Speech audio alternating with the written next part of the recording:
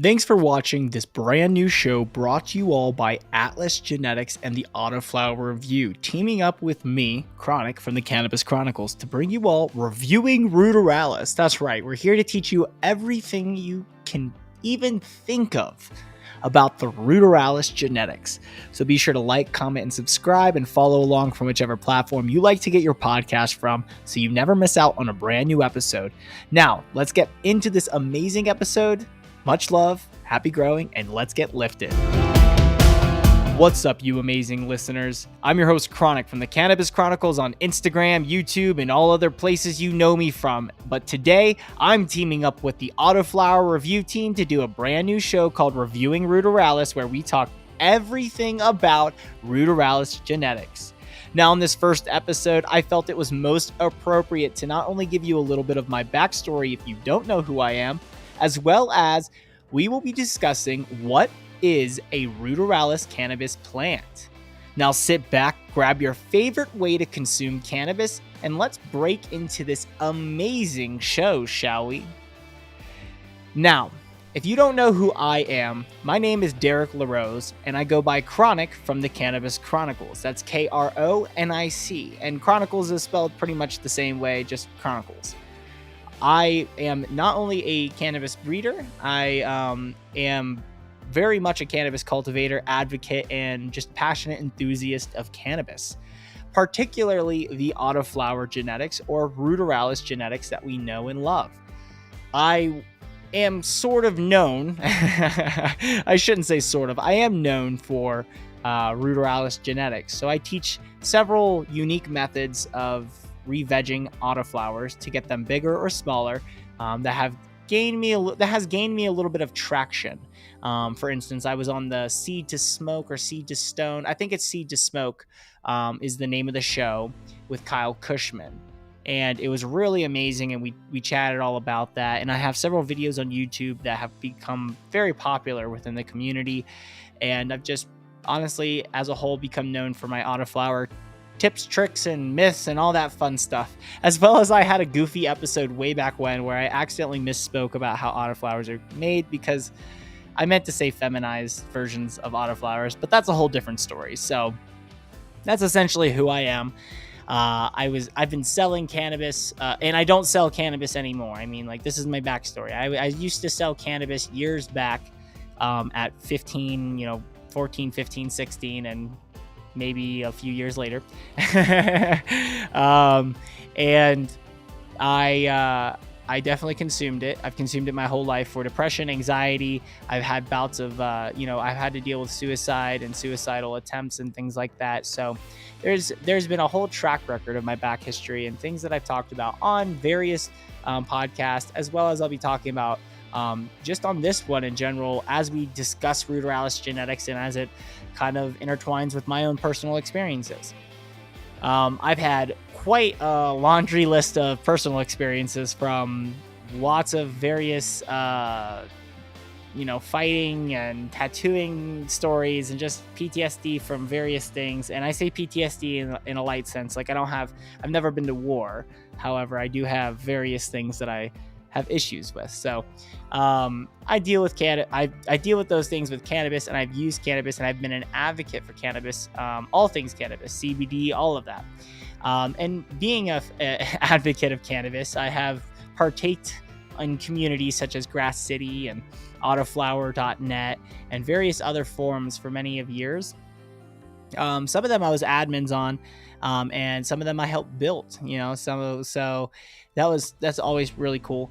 But through doing that, I taught a lot of growers that autoflowers weren't crap. Now, back in the day, don't get me wrong, the Ruderalis genetics that we know and love, which I'll get into what they are here soon, weren't that amazing. They weren't that phenomenal. They definitely had their problems. They had a lot of low THC, but they had a lot of good things. So a lot of things that people really didn't consider them for is Ruderalis have very unique terpene profiles and the potential to be perfect size plants. And once honed in, they are, in my opinion, the best plants for a novice. Like if you really truly do want to experience a start to finish cultivation with just focusing on the fundamentals and not focusing on like light timers and switching lights and having the issues of light leaks or just anything to do with that, or you want to toss some autoflowers outside and you don't know what time of year it is, you're not even sure how much sun you get because you're not familiar with a farmer's almanac or any of that kind of stuff, autoflowers are really great because, to be honest, they can handle a lot of mistakes in the sense of light. So like if you give them little light, they'll still grow. They might not produce the best, but they'll still grow, and you can experience it. But if you give them all the right things, they are amazing and phenomenal. And as various genetics like Fastbud genetics and Mephisto, as you know, various breeders who are working on autoflowers come out and showcase their autoflowers. Autoflower genetics are coming such a long way. I'm actually running a few Royal Queen Seed autoflowers that were sent over to me by the Autoflower review team. Thank you so much. And I'll be showcasing those, and we'll be documenting those and doing a ton of fun stuff with that, as well as I'm going to be working on my own line of autoflowers. So not only will I be showcasing to you guys my own personal skills and background about these Ruderalis genetics, but during this show, you'll actually get to witness, see, and experience my own personal journey of breeding autoflowers. I'll even take you into the grow room, turn some fans off, and do some podcasts in there some of the times, and actually show you guys some of the cool things that I'm doing within my own garden. So there's kind of my backstory. I wanted to keep it under 10 minutes for my backstory and intro. So I hope you guys didn't mind that little introduction too much, but that is who I am. So you can call me Derek, or you can call me Chronic, and you're always welcome to message me at the.cannabischronicles on Instagram, or you can check out thecannabis.chronicles.net and message me, or, you know, comment on my blogs or any of that kind of fun stuff. So you can get a hold of me. There's all sorts of ways. So yeah, it's not too hard. You can join my Discord community and ask me questions about the show. You know, you can join the Autoflower review community. Tag me there because I'm involved there. So either Discord works well, and you can, I'm here to help you guys. So now, without further ado, let's branch into what is a Ruderalis. Now sit tight because this might be a lengthier podcast. It might hit that hour mark. I'm not really sure. Every time I talk about Ruderalis, I get super enthused and passionate, and I really like Ruderalis. Okay, it wholeheartedly in cannabis. Teaching Ruderalis is kind of, I just genuinely love teaching cannabis, and I love helping growers dial their grows in. But there's something about teaching Ruderalis that I just it's so wonderful. It gets me all giddy like a kid on Christmas. Like, just makes me smile. So now, what is a Ruderalis? I keep saying that word, and everyone's probably like, what the hell is this? I grow autoflowers. Well, Ruderalis are the F1s or F2s, or just the parent lines that come from the landrace strains that are known as Ruderalis. Okay, so in cannabis plant lineage, we're going to discuss some things that aren't necessarily related to Ruderalis in a sense, so I can actually tell you guys how to properly label cannabis, or in a sense, classify cannabis. Sativa and indica aren't really necessarily the best terms. I can't remember off the top of my head which botanist. I know one was Jean Pierre, I think is what hit their name, and the other one I cannot remember to save my life. I do apologize. I'll probably toss it up on the screen, and or, you know, like, I'll maybe drop it in the comments when I do this. I'll like link an article or something and do an article over it. But there were two botanists way back in the day. Okay, like I'm talking like 1700s, that were given samples. One was given samples of a plant that they labeled as sativa, and it was from a coastal area. So it was from a coastal place, and a lot of people believe it was either from Spain or it was from one of the coastal South America regions. So like Colombian haze or one of those things. So it was very stretchy, very lengthy, and, you know, what we know as sativa, right? It was euphoric. It was, now back in the day, they didn't really have THC, and they weren't smoking it like that. So a lot of hemp back then was used in production for industrial type stuff, clothing and things like that. Like the Queen's Army used it for many years. We had loads of presidents who actually early on grew it for textiles and manufacturing. So, and then when they figured out you could smoke it, once the THC started arriving, they did realize that they could start crossbreeding and honing that in. And that's where during the early, you know, like probably I would say 1900s to 1950s, you started to see hemp being naturally crossbred to the point of where it was actually potent, and then land races around the world were being discovered and shared. And you had in the 1960s and 1970s all the hippies and who went across and spread seeds across all of America and the world and collected seeds and brought them back over. And then by the 1980s, you started to see hemp actually be focused in on cannabis cultivation in the sense of flower. And that's where, from there, we're here today with all the various hybrids and kind of, unfortunately, muddying the lines in genetics. Now, the reason I even go into all that is because that was just the sativa version, and the same thing happened with the indica. It was a plant that was a Indian literal land race given to a botanist, and so because it came from India, he dedicated that as an indica. So in a sense, you should actually call cannabis plants that are sativa coastal, and the cannabis plants that are indica mountainous, because there are various indica strains that don't come from India and aren't indica in a sense, that are mountainous, that grow in mountain regions. So that's how we classify cannabis. Now, the reason it's important is because for a long time, we only thought those two genetics existed until people started finding these unique land races and various plants like Australian bastard cannabis and Durban poison. Just got my stutter finally got me. I was waiting for the whole episode for that. So Durban poison is another, it's a South African land race that is technically classified as a Ruderalis genetic with how many hours of light it gets, and how it can choose to flower early, as well as the females are very, very high chances of hermaphroditism, which is self-preservation in nature. So it's not really necessarily like, oh, that's terrible genetic. Well, it's just naturally what the plant does, and we'll be breaking into that, and you'll understand why that makes Durban poison a Ruderalis by classification. But Durban poison mothers are some of the harder phenos to actually hunt through to get stable moms that don't hermaphrodite easy or self-preservate easy. So that's the fun thing about breeding autos. It does take you a lot longer to find stable versions. So why is it important that we found these various genetics known as Ruderalis in the mountains? Well, these genetics were in various places like Chabarkal, Russia, or other parts of Russia. You had various parts of Europe in the north. So in the northern hemisphere is where you're going to find a lot of these. You have some in the southern hemisphere, but not a lot. But you find them all throughout the northern hemisphere, and Canada and northern Europe. Alaska has a few. And so you find all these various autoflowers, and they're all very unique in their own way. Some are getting drastic amounts of light where they're like 18 hours or 16 hours or more a day all year round, and they're still flowering. And then some of them are getting, maybe 10 hours of light or 8 hours of light. And then some of them getting like 3 hours of light, right? So these plants essentially adapted to whichever region or whichever place they came from.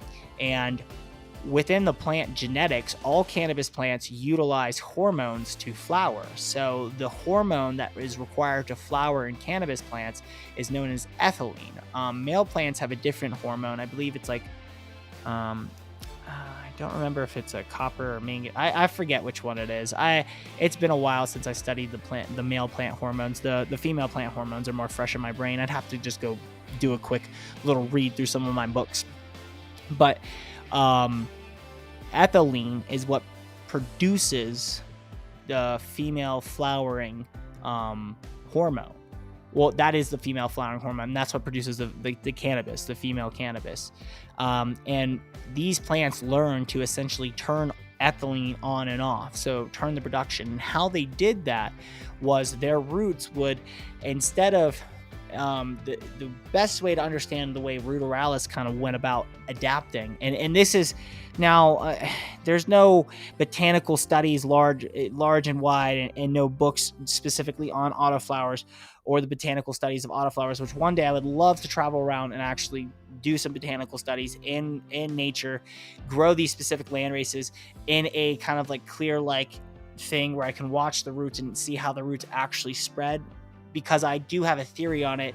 My theory is that, and it's really a theory I've tested out in my own garden without having on camera with like the fancy things to see roots and stuff. but the tap roots will shoot down extremely vertical on autoflowers. And the reason they do that is they, unlike most plants where they'll go down vertical about the same height as the plant, the dab snuck up on me. Now, are you like me and you can't remember anything because of brain damage, injuries, concussions, or traumatic brain damage? Well, no worries. I use cannabis myself to fix all that stuff too and handle all the other maladies and ailments I'm dealing with. No, for real. Anything I'm dealing with pain-wise, I always go to cultivation and using cannabis to help myself and just go about my day so that I don't have to experience a very, very controlled life by my pain or being controlled by my pain. And to do so, I need top quality genetics, and so do you. And look no further, because the sponsor of this show, Atlas Genetics, perfect genetics, if I do say so myself. Definitely quality, and I'm growing some, and they are 100% success rate. And so far, they are some of the more faster sprouting autoflowers in the group that I'm growing. So really excited for that. And I'm really excited to see the actual terpene profiles and all that frosty goodness from their pictures on their website actually show up in my garden. So definitely check them out. They have some beautiful, beautiful strains to choose from, and they are the wonderful sponsor of this great show that allows me to blab to you about Ruderalis and everything autoflower. So definitely check out Atlas. Thank you so much. Now let's get back to the show. Stay tuned.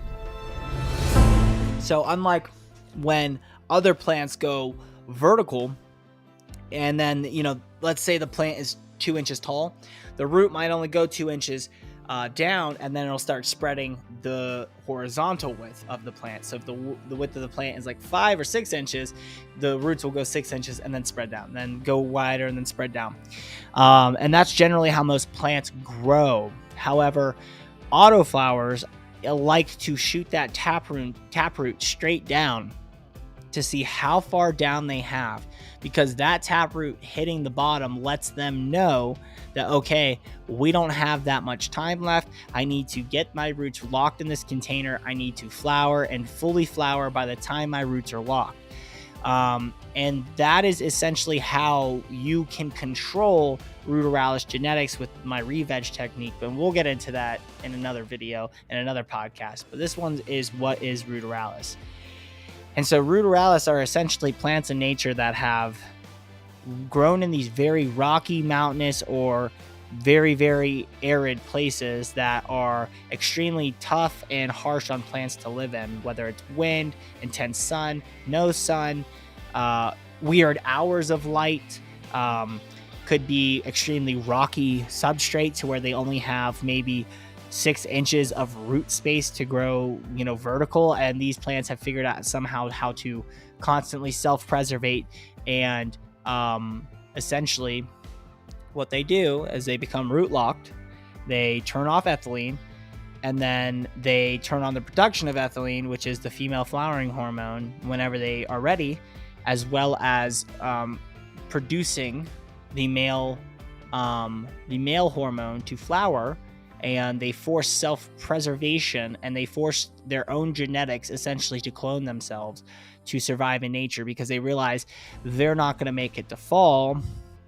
They're going to only be able to live maybe 10 weeks at max, and then they're gone. And so these plants have adapted to that and adapted to these harsh environments where they're not that great in nature. Like, they don't look like good cannabis. They're generally F1s of the landrace Ruderalis are not that great. It takes a lot. You're usually within your 7th to 8th generation when you're seeing a honed in autoflower that is used to start working into a line. And that's where you're starting to see, like, instead of like 6 and 4% THC in those 6th and 7th generations, you might see 10 to 15% THC from that Ruderalis. And that's where people stick them into other lines and bump up the percentages, because Ruderalis are not known for having high percentages. They are known for having very unique terpene profiles, like certain ones where you wouldn't think they would have caryophyllene or limonene because they're extremely skunky or diesel and they have no citrus whatsoever. or even linalool, like they'll have heavy amounts of myrcene and linalool and limonene and a lot of the more medically inclined terpenes that a lot of people are seeking. So autoflowers are definitely becoming quite the new fad, especially with like Fast Blood pushing the limits of like 30% on autoflowers and like stupid percentage of cannabinoids. I think they had one test at like 67% cannabinoids. It was crazy. So, like I said, depending on the lines that you put these strains into and depending on your breeding skills as a breeder, Ruderalis really aren't that bad. Now, it's just understanding Ruderalis is the key to understanding how to grow them and how to work with them and also be patient. So for many years, like through the 90s and through the early 2000s, Ruderalis were beyond young and people were still working with them for sure, but they were very young. And there's a lot of people who gave them shit. And there's a lot of breeders who nowadays have big names off autoflowers that people were bashing them in communities back then, telling them that they were shit breeders, that they should be working with these dumb plants. But it's like, look who has the last laugh now when, you know, they're breeding these amazing autoflowers. It's kind of like how the breeder from Humboldt, the gentleman took and mutated, you know, he took all of his mutated strains that he liked and he just bred them together, and then he kept crossbreeding and breeding and inline breeding, and he made Freak Show eventually, which was just like an absolutely wild strain. And I work with Freak Show, but that's not a Ruderalis. But I'm just saying, so breeding is just such a unique process that you can never count plants out, and it's really quite cool how specific Ruderalis are really popular. And it's quite crazy how for a long time we thought Durban poison was a natural land race that just had higher hermaphrodites like genetics, and those genetics are actually Ruderalis genetics. So it would be more closely adaptive to a Ruderalis genetic because South Africa, some parts of South Africa that grow natural landrace Durban poison get 14 to 16 hours of light into the fall months and into the winter months, where it'll finally go back down to 12 and stuff like that, or less. But yeah, there are a lot of the harvest months will have 14 and 16 hours of light on certain plants, and these plants will still flower and produce. It's Durban poison. I mean, if you've never had Durban poison, I highly suggest having it. For Ruderalis, natural landrace Ruderalis, like technically considered, you know, it's definitely more on the photo side because it has more photo. It's definitely more photoperiod sensitive. You know, that's why it's more bred as a photoperiod and bred out as a photoperiod. And it's not bred out as an autoflower. But it is technically a Ruderalis, which is really cool. So for my favorite Ruderalis, that would be my number one. But it's not a true Ruderalis in the sense of like fully, you know, flowering at its own time. I think my favorite one would probably be the Chabarkal Russia, and I don't even know if I'm ever saying that right. There's probably some Russians watching or listening that are like, "You're butchering it," you know, like absolutely just terrible. But yeah, Chabarkal Russia, and then there's an Alaskan landrace. I can't remember where it comes from. It's like the northwest side of Alaska. And it is a really cool landrace Ruderalis that I've seen a couple times, never in person, just on forums. And I believe some of the bigger breeders use it. It is a really good Ruderalis from what I understand. And there's also a couple Thai ones that are actually really cool. So from what I gather, there's hidden little gems of Ruderalis all over the world that I'm learning about here and there, but they're such unique and cool plants, and it's like these plants that, you know, in a sense that were dropped off in locations, because a lot of the times how seeds are spread is either on like birds' feet or like in bird poop or animal poop, you know, like an animal will eat something or eat these seeds or consume something that has eaten these seeds, and then, you know, it poops it out, and that's actually how the germination process, it creates like fertile soil. It's kind of crazy. But and that could be where a lot of these seeds ended up in various mountainous regions, you know, just whether it's just birds flying overhead, pooping them out, that kind of thing. Who knows what it is? Deers could have done it to elk because they like eating cannabis. You know, that's one of the things that they do enjoy doing. So who knows how these random strains got into these mountainous places, but it's really cool to see these random strains that were probably landrace. Like they were probably like a landrace Thai, or, you know, like Colombian Haze or Acapulco Gold or something like that. And they were just put into such a harsh region that these plants adapted so differently in nature. And plants are so unique in that manner because they do adapt. And that's why I really do wholeheartedly enjoy Ruderalis. And that's why many growers who breed out true autoflowers and Ruderalis genetics will always tell the people purchasing their seeds, based on whichever land race Ruderalis they're using, to specifically use a specific light cycle. Like Fast Buds, I'm pretty positive still on their website, they say to use 24 hours light. And they say if you're not going to use 24 hours light, at minimum use 20 and 4. 18 and 6 is going to produce the best results. Autoflowers, specifically the ones that are bred with the high light, high intensity, or lots of light in nature, and they're honed in that way, they love light. They don't have a sleep cycle. So this is another way to determine how a plant is an actual true autoflower, which is why Durban's more classified as photosensitive, because it does have a REM cycle and it does sleep. A lot of the high intensity, high light ones, or low light autoflowers, the ones that get like crazy periods, and even like the ones that are in like 10 hours of light or 10 hours of darkness, they will develop a weird REM cycle, or to the point of only going into sleep for 30 minutes just to get a quick bout of REM, and then not do their Calvin bonding process and just focus on developing, and then they Calvin bond through CO2 in the atmosphere around them from other plants. So what Calvin bonding is, because I'm throwing a lot at you guys in this what is Ruderalis. So REM is the deep sleep that, like, not just humans or animals but plants also go into, that help different plant processes like cellular wall development, like root development, like osmosis in the roots, like the Calvin bonding process, which is the expiration and expulsion of CO2 from the plant, essentially breathing out CO2, and then the process of it rebreathing the CO2 for its own processes, which is known as the Calvin bonding process. So it's a really unique process what the plants do at night, which is why growers at night will vent their grow rooms of their CO2, because the plants are going to push their CO2 into such high numbers you could actually like cause suffocation, which is crazy. Like, it's crazy to think that, because they still need O2 in the atmosphere, because they're still breathing in O2, but they're breathing in larger quantities of CO2 to work in photosynthetic processes that aren't, they're not using photosynthesis anymore. Instead, they're going to be using CO2 and Calvin bonding processes to do those things that the light is no longer doing during the day.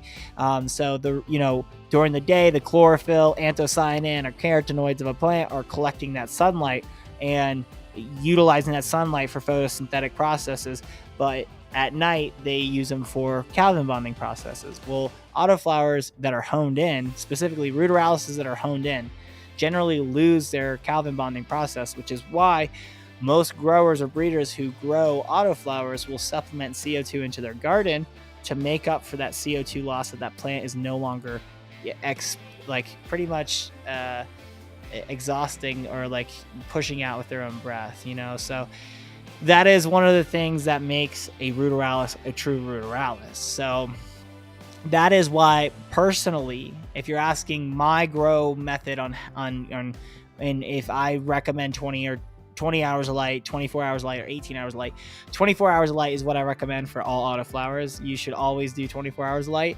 It's why I keep my vegging plants and my mothers under 24 hours light. Occasionally, I will give them 4 to 5 days of 20 hours on, 4 hours off, or 18 hours on, 6 hours off. And it's whenever my autoflowers have harvested and I'm doing an extron and they're not in a stage where it'll affect, to give my photo periods some sleep time and maybe give them those processes and watch them blossom, because they can shoot up and really bush out after giving them some sleep after a while.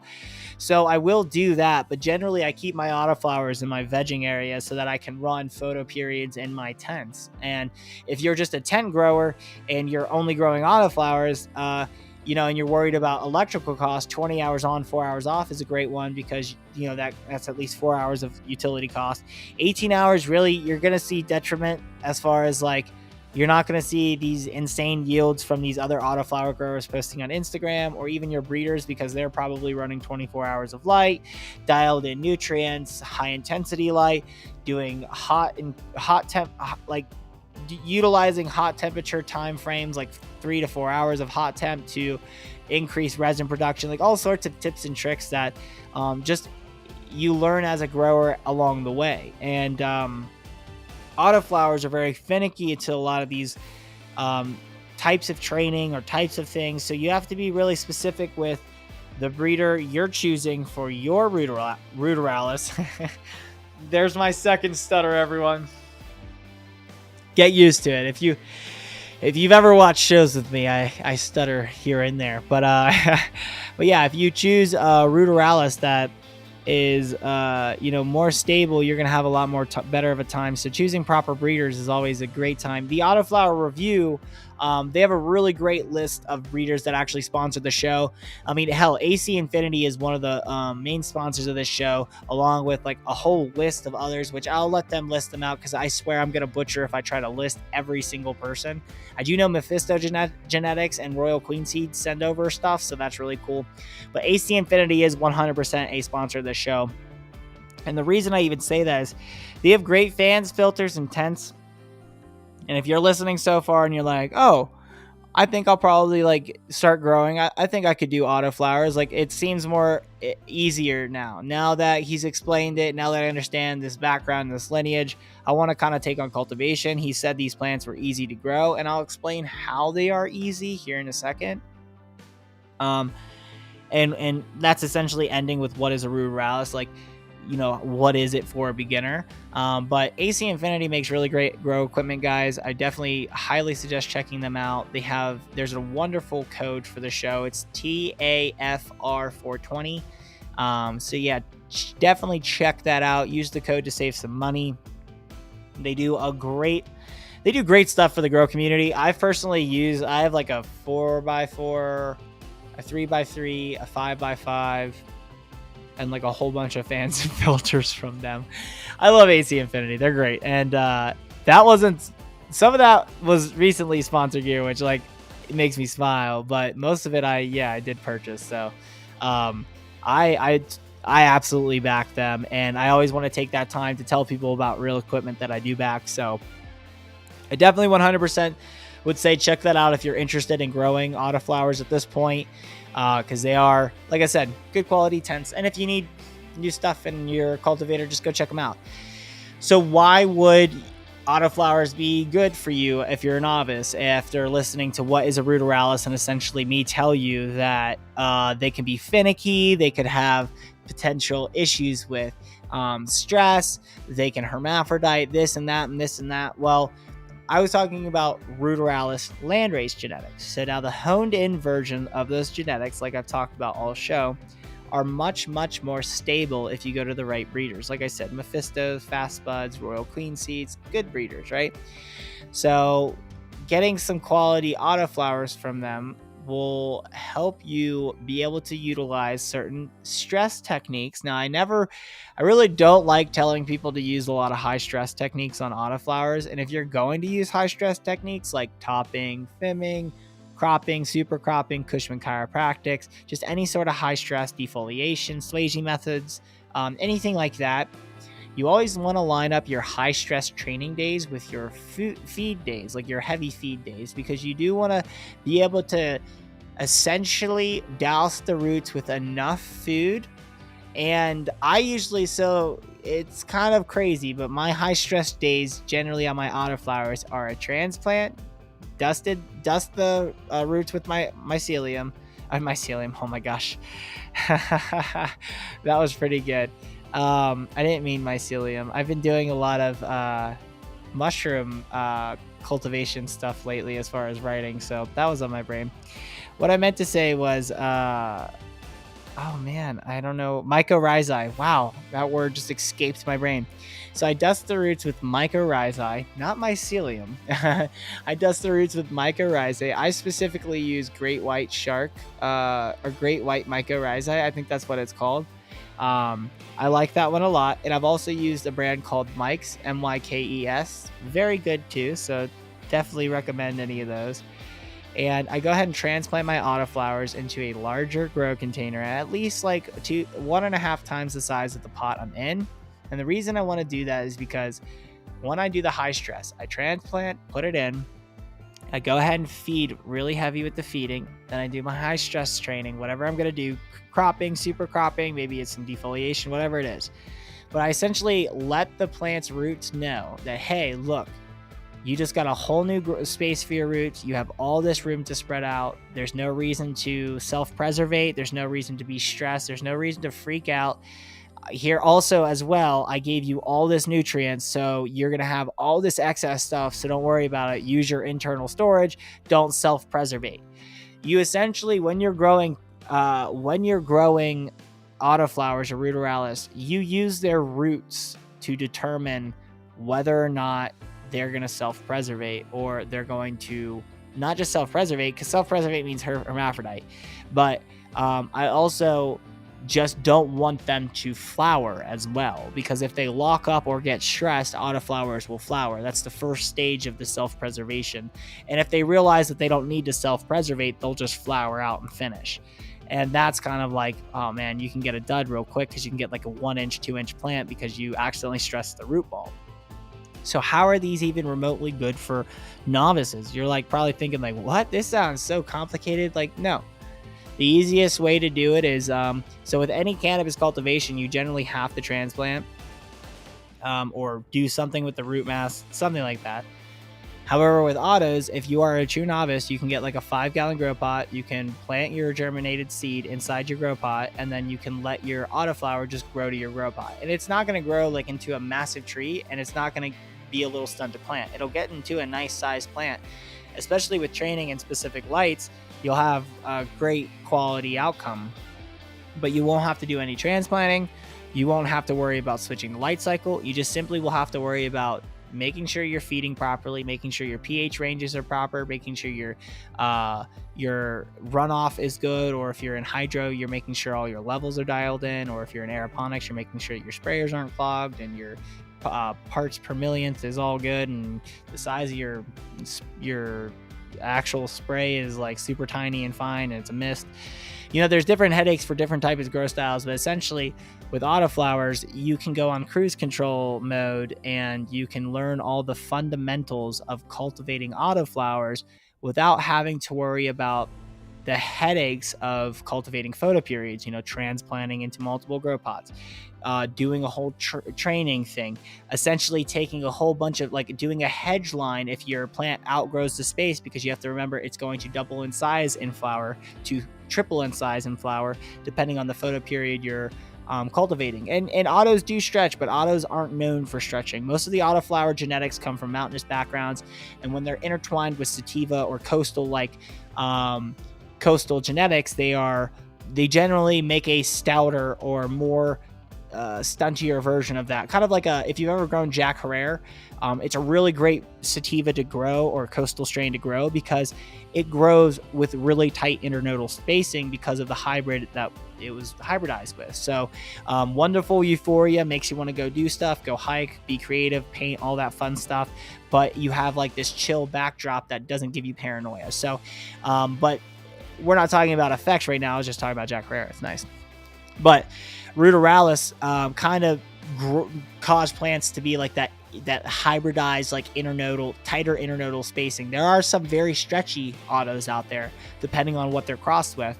But most of the time they're a little stoutier and they're a little shorter of plants. So it's perfect for smaller grow spaces like 2x2x4s, 3x3x5s, 4x4x8s. All sorts of grow spaces. You can grow a plant to any size with autoflowers.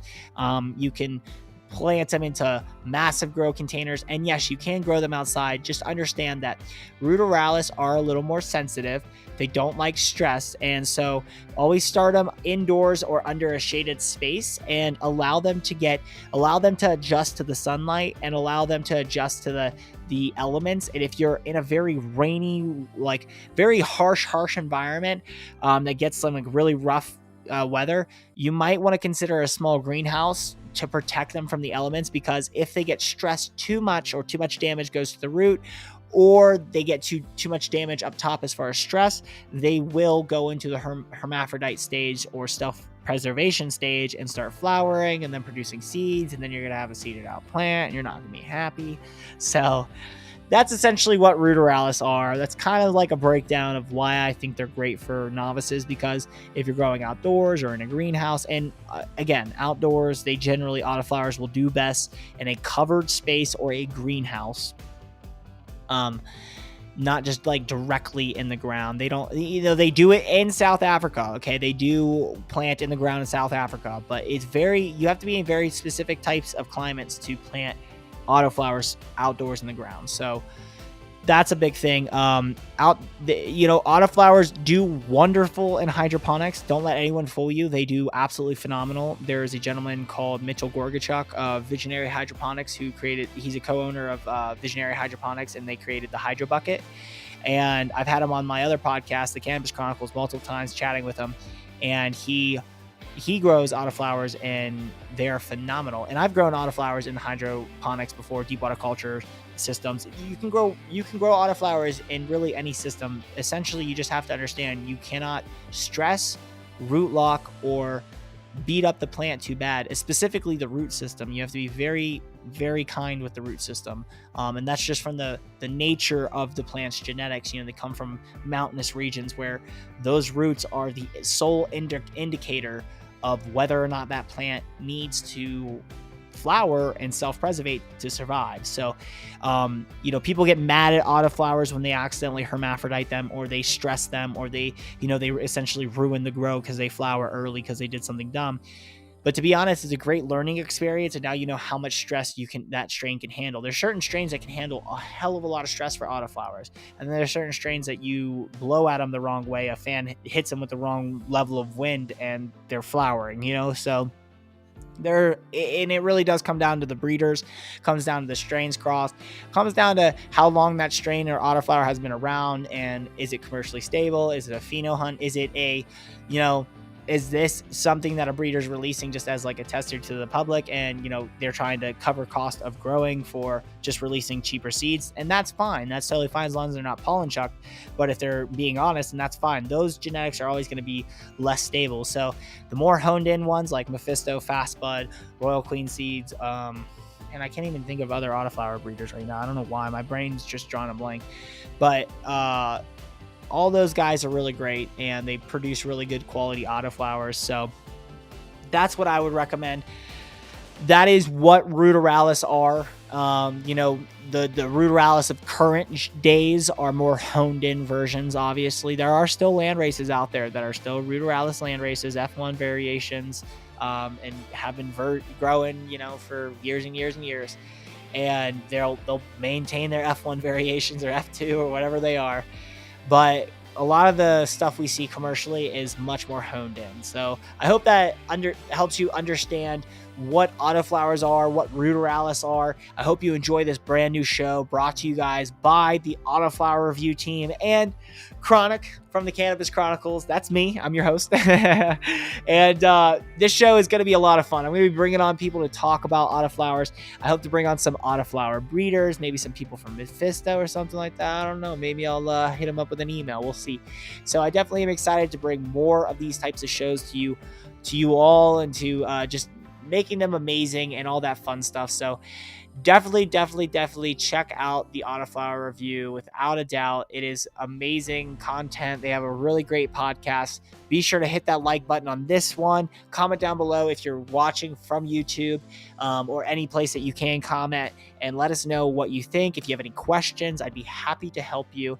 And remember to subscribe or follow along from whichever platform you're getting this podcast from, so you never miss out on another episode of this brand new show called Reviewing Ruderalis. This is the very first episode, and I hope you guys learned exactly what a Ruderalis cannabis plant is, and I hope you aren't confused anymore about the background and lineage of Ruderalis. So without further ado, I'm Chronic, and much love, happy growing, and peace, everyone. Thank you so much for tuning into this podcast. We truly appreciate everyone's love and support. Be sure to hit that like button, comment down below, and subscribe or follow from whichever platform you love to get your podcast from. Now, remember, if you enjoyed listening to what Ruderalis are and you want to get growing some yourself, or you already are cultivating some and you need new seeds, definitely check out Atlas Genetics. I don't know why my brain could not think of their amazing genetics, but I have some in my garden. They were the fastest sprouting and quickest germinating seeds I have, and they so far are seriously pretty, and I love little seedlings when they look all green and happy and they're praying upwards. So yes, very quality genetics so far, and I highly recommend you guys go check them out for your own Ruderalis photo period or just cannabis seed needs. So definitely check them out. And if you need to save some money on AC Infinity gear, they definitely hooked up the Autoflower review with a coupon code so you guys could save money. So check out AC Infinity and use TAFR 420 to save yourself some Skrilla, and don't spend all that paper. Now, without further ado, I am Chronic from the Cannabis Chronicles on Instagram and YouTube and all that other fun stuff like my podcast and that. And I will be back every week on this reviewing Ruderalis to host this show and teach you guys more about autoflowers, Ruderalis tips and tricks, show you my garden and teach you what I'm doing and show you my re-veg techniques and all sorts of fun stuff. So be sure to comment down below if you're on YouTube if you'd like to see a particular category or subject with autoflowers, because I always love teaching what you guys like to know. So without further ado, much love, happy growing, and good luck growing your Ruderalis.